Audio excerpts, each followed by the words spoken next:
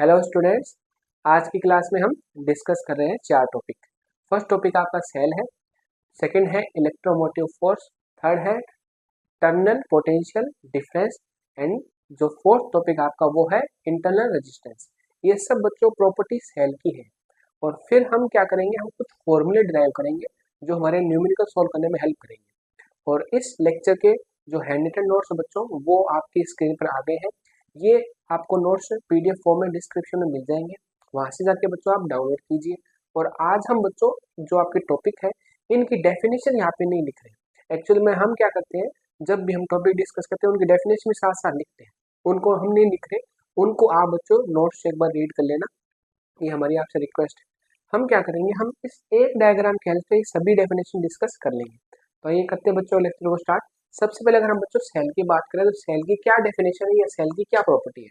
देखो सेल क्या होता है बच्चों, सेल एक एक्चुअल में डिवाइस है, ठीक है। सेल एक डिवाइस है और वो क्या करता है, वो केमिकल एनर्जी को इलेक्ट्रिकल एनर्जी में चेंज करता है। जैसे ये आपका सेल है तो ये क्या करेगा, केमिकल एनर्जी है इसके पास, इस केमिकल एनर्जी को इलेक्ट्रिकल एनर्जी में चेंज करेगा। और इलेक्ट्रिकल एनर्जी में चेंज करेगा तो क्या सर्किट में क्या फ्लो होगा, करंट फ्लो होगा, ठीक है। दूसरा जो सेल है वो क्या करता है, सेल में जो इस टाइप से प्रोसेस होती है कि वो कांस्टेंट करंट प्रोवाइड करता है किसी भी सर्किट को। ये सेल की डेफिनेशन हुई। अब इसका स्ट्रक्चर देख ले बच्चों, आइए। तो सबसे पहले अगर बच्चों बात करें तो सेल में देखो बच्चों होता है कि दो इलेक्ट्रोड होते हैं, ठीक है। एक पॉजिटिव टर्मिनल वाला इलेक्ट्रोड होता है जिसे हम बोलते हैं एनोड, सेकंड होता है नेगेटिव टर्मिनल वाला इलेक्ट्रोड जिसे बोलते हैं कैथोड, ठीक है। अब ये दोनों इलेक्ट्रोड बच्चों एक इलेक्ट्रोलाइट सॉल्यूशन में क्या होते हैं, इस टाइप से इमर्ज्ड होते हैं यानी डिप्ड होते हैं। इसी स्ट्रक्चर को हम क्या बोलते हैं बच्चों, सेल बोलते हैं। एक्चुअल में ये सेल है, ठीक है। सेल बोल दो चाहे इसको बैटरी बोल दो। जैसे आपकी जो इन्वर्टर की बैटरी है सेम प्रोसेस होता है यहाँ पे, ठीक है। और जैसे आप बच्चों नॉर्मल अगर हम बात करें कि Daniel cell, Leclanche cell, same process है, ठीक है। अब बच्चों इसको सर्किट में कैसे शो करते हैं, भाई आप बार बार तो ऐसा सेल का डायग्राम बनाओगे नहीं, टाइम वेस्ट होगा। तो इसको शॉर्ट में डिस्कस करने के लिए, शॉर्ट में मतलब इसको रिप्रेजेंट करने के लिए जो इसका सिंबल होता है वो इस टाइप का होता है, ठीक है। ये है एक्चुअल में सेल का सिंबल, यानी इस पूरे जो आपका स्ट्रक्चर है, इस पूरे स्ट्रक्चर को हमने इस टाइप से क्या कर दिया, चेंज कर दिया, ठीक है। तो ये है बच्चों आपका सेल का सिंबल, जिसमें एक पॉजिटिव टर्मिनल, एक नेगेटिव टर्मिनल और प्लस ये क्या है, आर है। आर क्या होता है, सेल का इंटरनल रेजिस्टेंस होता है। और बाकी जो जो इसकी अदर प्रोसेस है जो भी यहाँ पे डायग्राम वो क्या होगी, सेम ही होंगे, ठीक है। तो हमने सेल की डेफिनेशन देख ली बच्चों। अब हम देखते हैं बच्चों सेल में जो एक्चुअल में जो इसका पोटेंशियल डिफरेंस आता है दोनों इलेक्ट्रॉन के बीच का, वो कैसे निकलता है, ठीक है। तो बच्चों हम बात करते हैं, देखो सेल में क्या होता है बच्चों, आपकी केमिकल फोर्स लगता है। केमिकल फोर्स लगेगा तो उस कंडीशन में जो आपके इलेक्ट्रोलाइट्स है वो क्या हो जाएंगे, डिवाइड हो जाएंगे ना, पॉजिटिव अलग हो जाएगा, नेगेटिव अलग हो जाएगा। अब प्रोसेस इस टाइप से होती है कि वो पॉजिटिव इस इलेक्ट्रॉन के पास जाके क्या हो जाता है, इकट्ठा हो जाएगा और नेगेटिव इसके पास कलेक्ट हो जाएगा। तो ये पूरा आपका जो टर्मिनल है ये पॉजिटिव चार्ज का हो जाएगा, ये हो जाएगा नेगेटिव चार्ज का, ठीक है। लेकिन अभी भी इसके अंदर कुछ आपके आयंस है तो वो भी आयंस भी क्या करेंगे, भाई पॉजिटिव नेगेटिव है तो उनका पोटेंशियल विद होगा। तो यहाँ पे हर पॉइंट पर कुछ ना कुछ पोटेंशियल आएगा। अब हमें तो निकालना है इनके दो का पोटेंशियल, इनके दो का पोटेंशियल निकालना है। तो ये बच्चों निकालते हैं। अब हम क्या करेंगे, हम दो पॉइंट लेंगे, जो आपका इलेक्ट्रोलाइट सॉल्यूशन उसमें दो पॉइंट लेंगे, क्योंकि एक्चुअल में पोटेंशियल एक पॉइंट का निकल नहीं सकता। हमें जब इनका पोटेंशियल डिफरेंस निकालना है तो हमें अंदर दो पॉइंट लेने पड़ेंगे इलेक्ट्रोलाइट सॉल्यूशन में। तो एक पॉइंट ले लिया ए, सेकंड ले लिया बी। अगर हम बच्चों बात करें, देखो ये आपका पॉजिटिव है, ठीक है, और इसके कंपैरिजन में ये भी एक्चुअल में पॉजिटिव होगा, लेकिन दोनों में जो पोटेंशियल डिफरेंस होगा उसको इस टाइप से शो करेंगे, ठीक है बच्चों, इस टाइप से शो करेंगे। यहाँ पे कुछ बच्चों आपको लग सकता है ये क्या प्रोसेस है, ठीक है, लेकिन हमारा जो लास्ट का रिजल्ट है वो बहुत ईजी है, ठीक है। करने की प्रोसेस ये है, हम इसका जो पोटेंशियल डिफरेंस निकालेंगे वो इसी तरीके से निकलेगा, लेकिन जो लास्ट में रिजल्ट आएगा वो ईजी होगा, ठीक है। तो हमने क्या किया बच्चों, सबसे पहले हमने ये पॉजिटिव टर्मिनल और ये एक पॉइंट ए है, इनके बीच का जो पोटेंशियल डिफरेंस निकाला वो आ गया V प्लस। और अब निकालो देखो इसका। अब देखो ये बच्चों ये है ना आपका, इस पर ज्यादा पोटेंशियल होगा नेगेटिव, ठीक है, इसके पास ज्यादा नेगेटिव चार्ज होगा तो इसका नेगेटिव पोटेंशियल भी ज्यादा होगा। और बी पॉइंट है उस पर जो एक्चुअल में उसके पास या उसके आसपास जो चार्ज होगा वो कम होगा, तो उस कंडीशन उसका पोटेंशियल भी क्या होगा, थोड़ा कम होगा। तो इनका डिफरेंस निकालोगे तो एक्चुअल में इनका जो पोटेंशियल डिफरेंस आएगा वो आएगा माइनस, ठीक है। ये ज्यादा नेगेटिव इसलिए माइनस V माइनस। देखो बच्चों यहाँ पे एक्चुअल में क्या है, यहाँ पे है प्लस, इनका डिफरेंस है प्लस, और ये प्लस किसको शो कर रहा है, ये प्लस शो कर रहा है आपका पॉजिटिव टर्मिनल के पोटेंशियल को। अब यहाँ पे बच्चों जो आपने निकाला है इस पॉइंट और इसका जो पोटेंशियल डिफरेंस, वो वैल्यू में बच्चों क्या आ रही है, नेगेटिव आ रही है, ठीक है, वैल्यू क्या आ रही है, नेगेटिव। प्लस ये नेगेटिव टर्मिनल का इसलिए ये हो गया। अब इन दोनों को क्या करो, इनका डिफरेंस निकाल लो। डिफरेंस कैसे निकालते हैं, जो होता है आपका ये ई आपका क्या बच्चों, इलेक्ट्रोमोटिव फोर्स है, ठीक है। ये हो गया V plus minus minus V minus. तो एक्चुअल में आपका जो इलेक्ट्रोमोटिव फोर्स है वो इस टाइप से आ गया, ठीक है।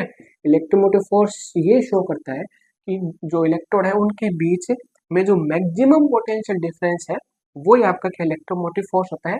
ये कब होगा मैक्सिमम, जब आपने कोई करंट फ्लो नहीं हो रही यहाँ पे, ठीक है। तो अब हम बात करते हैं बच्चों इलेक्ट्रोमोटिव फोर्स की डेफिनेशन की। तो बहुत सिंपल डेफिनेशन बच्चों, डेफिनेशन ये है कि जब सर्किट में कोई करंट फ्लो नहीं हो रही है तो उस कंडीशन में जो सेल के दो इलेक्ट्रोड है उनके बीच का मैक्सिमम पोटेंशियल डिफरेंस ही क्या होता है, इलेक्ट्रोमोटिव फोर्स होता है। तो ये बात होगी बच्चों इसकी, ठीक है। लेकिन अब आपने क्या किया, अब आपने मान लो अगर बच्चों जैसे सर्किट को क्या क्या क्लोज किया, ठीक है, क्लोज करते ही इसमें क्या होगा, करंट फ्लो होगा।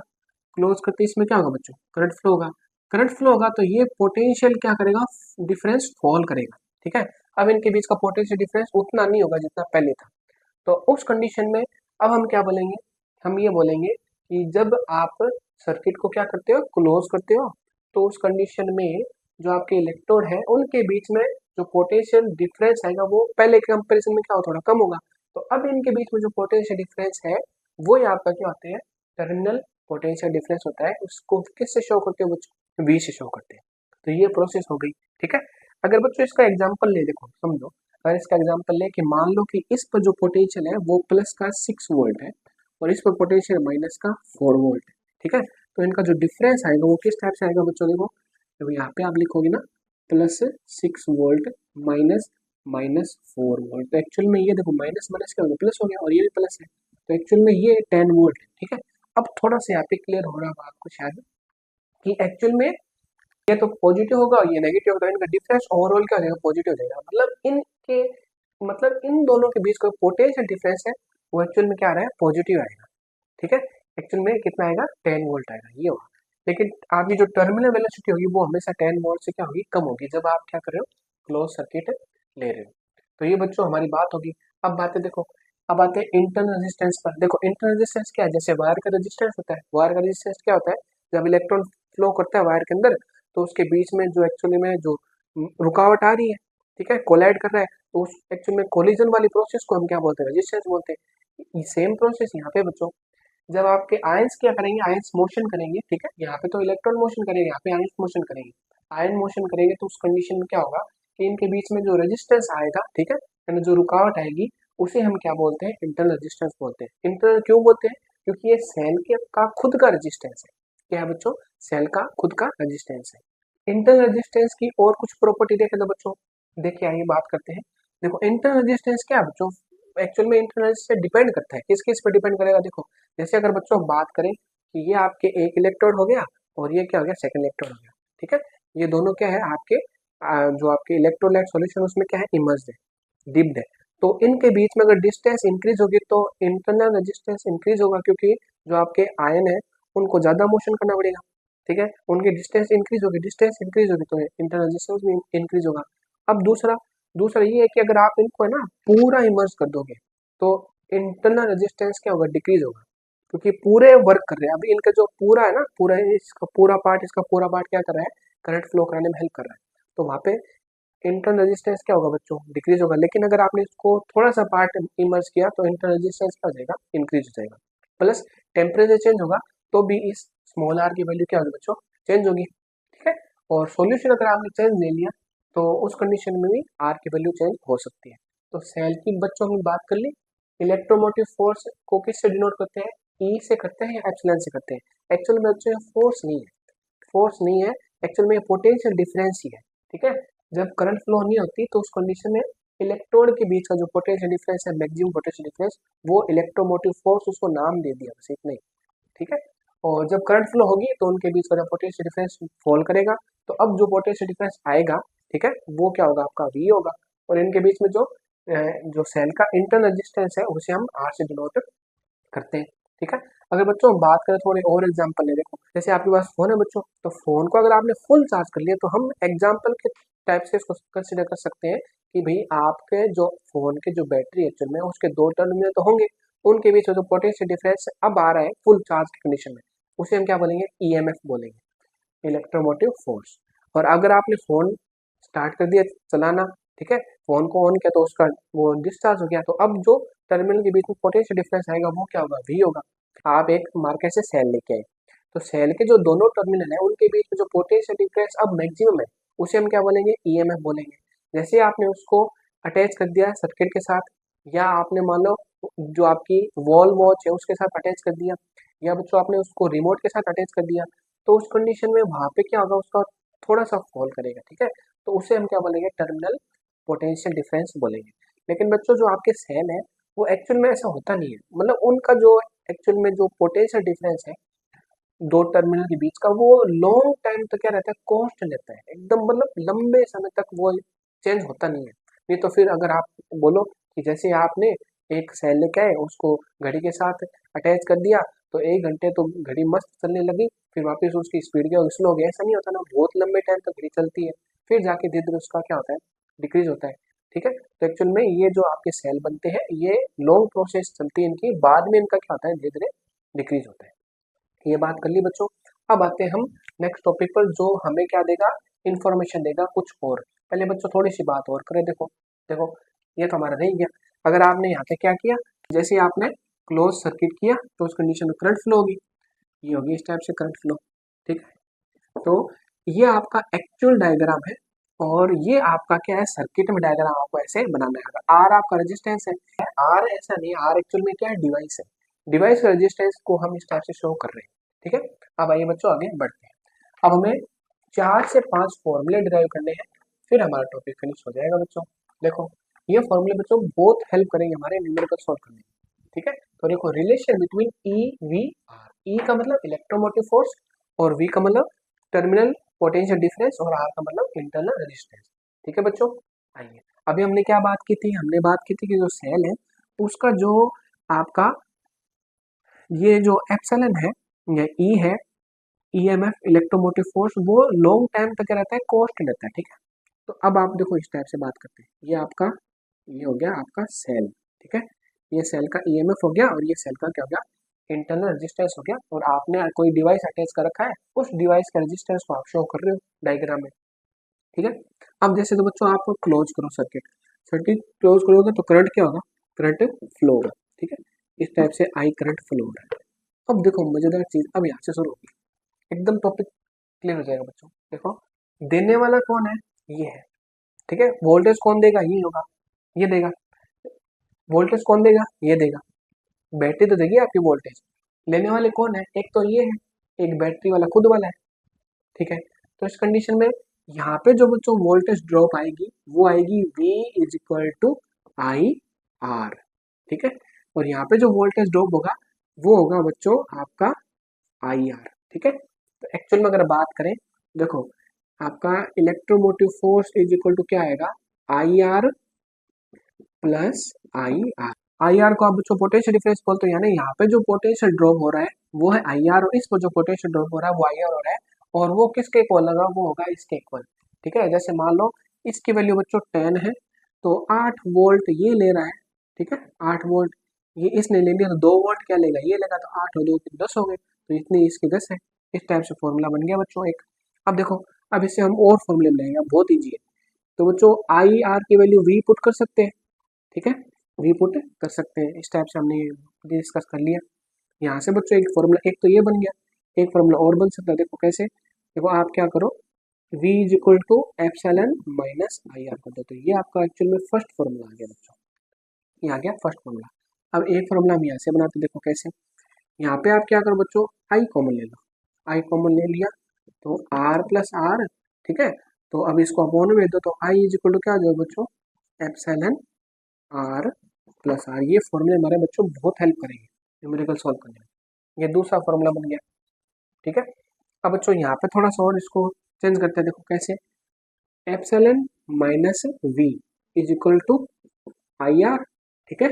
अब आर आई को आप क्या कर दो, अपॉन में दो, ठीक है, तो R इज इक्वल टू हो जाएगा epsilon minus V upon are आई, ये भी एक फॉर्मूला बन गया।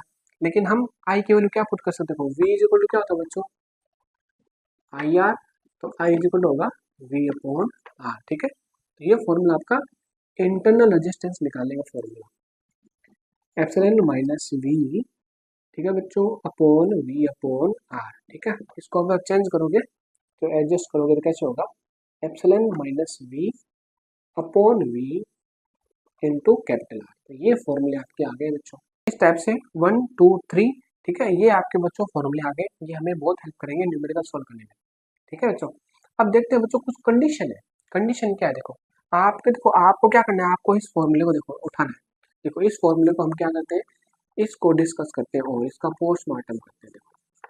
देखो बच्चों फर्स्ट कंडीशन है, फर्स्ट कंडीशन क्या है बताओ, फर्स्ट कंडीशन ये है कि कोई करंट फ्लो नहीं हो रही, कोई करंट फ्लो नहीं होगी, तो उस कंडीशन में जो सेल का आपका ईएमएफ है वो ही एक्चुअल में क्या होगा, वी के इक्वल होगा। मतलब एक्चुअल में क्या है कि करंट फ्लो नहीं हो रही, तो उस कंडीशन में वोल्टेज ड्रॉप भी नहीं होगा, वोल्टेज ड्रॉप नहीं होगा, तो ईएमएफ इलेक्ट्रोमोटिव फोर्स को ही हम टर्मिनल पोटेंशियल डिफरेंस कंसिडर कर सकते हैं। अगर कोई करंट फ्लो नहीं हो रही तो उस कंडीशन में इलेक्ट्रोमोटिव फोर्स को ही हम टर्मिनल पोटेंशियल डिफरेंस बोल सकते हैं, यानी V इज इक्वल टू क्या हो जाएगा बच्चों, एप्सिलॉन हो जाएगा। ठीक है, ये बात हो गई। अब सेकंड कंडीशन, अगर करंट फ्लो हो रही है बच्चों, अगर मान लो डिस्चार्ज हो रहा है, ठीक है, आपका जो सेल हो रहा है डिस्चार्ज हो रहा है, करंट फ्लो हो रही है, करंट जीरो नहीं है, तो उस कंडीशन में क्या होगा, देखो ये होगा, उस कंडीशन में क्या होगा। अब इस फॉर्मूले को देखो बच्चों, बहुत गौर करना है यहाँ पे। देखो कैसे कि भाई इसकी कुछ वैल्यू है, ठीक है, इसकी कुछ वैल्यू है और इसकी वैल्यू है और इसकी कुछ वैल्यू, इसकी वैल्यू तो बहुत कम आएगी बच्चों, कम ही आएगी। जैसे मान लो 8 है, या मैं ऐसे मान लो इसकी वैल्यू आपने क्या कंसिडर, 2 कंसिडर की, तो ये कितना आ रहा है, 8 आ रहा है। ठीक है, एक्चुअल मैंने V की वैल्यू कितनी आ रही है, 8 आ रही है, और इसकी वैल्यू कितनी है, 10 आ रही है। तो इस कंडीशन में जब करंट फ्लो हो रही है और आपका जो सेल क्या हो रहा है, डिस्चार्ज हो रहा है, जब करंट फ्लो नहीं हो रही तो electromotive force is equal to terminal potential difference, और जब करंट फ्लो हो रही है, सेल आपका डिस्चार्ज हो रहा है, तो उस कंडीशन में ये सिचुएशन आएगी, V less than electromotive force, यानी इलेक्ट्रोमोटिव फोर्स की वैल्यू ज्यादा होगी हमेशा V के कंपैरिजन में। थर्ड कंडीशन देखो बच्चों क्या होगी, जब आप देखो बच्चों चार्ज करोगे सेल को, जब आप चार्ज करोगे तब देखो प्रोसेस रिवर्स हो जाती है। देखो जब आप सेल को क्या करोगे, चार्ज, देखो अगर सेल डिस्चार्ज हो रहा है तब करंट की डायरेक्शन ऐसी होगी बच्चों, लेकिन जब आप सेल को क्या करोगे, चार्ज करोगे, यानी जब आप फोन को चार्ज करोगे तब देखो बच्चों यहाँ पे कुछ यूनिक प्रोसेस होने वाली है। जब आप फोन को चार्ज करोगे तो ये प्लस ये माइनस, ये एप्सिलॉन और ये हो गया बच्चों आपका R इंटर रेजिस्टेंस और ये I है। तो उस कंडीशन देखो फॉर्मूला थोड़ा सा चेंज होगा। ठीक है, कैसे चेंज होगा, एक बार इसको रेज कर दिया बच्चों। देखो तो उस कंडीशन में आपका जो एक्चुअल में V क्या आएगा, V इज इक्वल टू होगा आपका एप्सिलॉन प्लस आई आर, ये आपकी कंडीशन होगी। तो इस कंडीशन में टर्मिनल पोटेंशियल डिफरेंस की वैल्यू क्या होगी, ज्यादा होगी किसके कंपैरिजन में, ग्रेटर देन होगी किसके कंपैरिजन में, इलेक्ट्रोमोटिव फोर्स के कंपैरिजन में। यानी आप जब फोन को चार्ज कर रहे हो ना, तो एक्चुअल में क्या हो रहा है पता है आपको, आप जब फोन को चार्ज कर रहे हो तो किसी प्लग के थ्रू कर रहे हो, तो उस प्लग का तो पोटेंशियल ज्यादा होएगा भाई, उस पर जो पोटेंशियल वो ज्यादा होगा, तो वो पोटेंशियल जितना आपका जो एक्चुअल में बैटरी चार्ज होने के लिए ले रही है, यानी आपका जो फोन चार्ज होने ले रहा है, प्लस उसका कुछ रेजिस्टेंस होगा, तो वहाँ पे भी ड्रॉप होगा। तो एक्चुअल में जो इस कंडीशन में अगर आप किसी बैटरी को चार्ज करते हो तो उसका जो टर्मिनल वोल्टेज है वो ग्रेटर देन होगा किसके, इलेक्ट्रोमोटिव फोर्स के। तो ये कुछ बच्चों कंडीशन है जो आपको नोट्स में बच्चों हमने पूरी प्रोवाइड करा दी है। बच्चों ये टॉपिक आपका कंप्लीट हो गया, अब मिलते हैं बच्चों हम नेक्स्ट लेक्चर में।